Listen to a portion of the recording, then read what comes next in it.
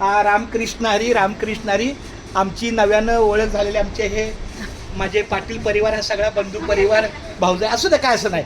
पण ह्या आईला मला भेटून खूप आनंद झाला, कारण ज्याच्या घरी असते बाप आणि आई तिथंच असते खरी विठ्ठल रुक्माई. आणि ज्याच्या घरी आई असते तिथं मी स्वतःहून जातो, नाही म्हणलं तरी मला भेटायला जायचं असतं, कारण आई हेच खरं देव आहे. आई ह्या शब्दाचा अर्थ आत्म्याचा ईश्वर आहे. तर कधीही आईचा शब्द कुणीही पाडू नका.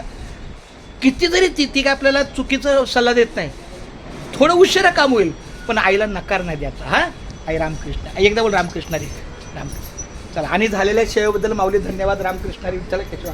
काय सांगू आता संतांचे उपकार, मज निरंतर जागविती, काय देऊ त्याच्या व्हावी उतराई, ठेवी तापाई जीव थोडा.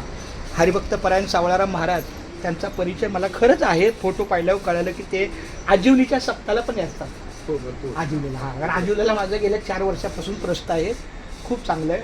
तर धन्य आज दिन झाले संतांचे दर्शन, झाली पापा तापा तुटी, दैन्य गेले उठा उठी, झाले समाधान पायी विसावले मन, तुका म्हणे आले घरा, तुझी दिवाळी दसरा. आई रामकृष्ण. चला चला माऊली, रामकृष्ण हरी, धन्यवाद. रामकृष्ण हरी. छोट्या भावा, तुझं नाव काय बाळा? विनायक. विनायक माऊली, रामकृष्ण हरी. खूप छान, धन्यवाद.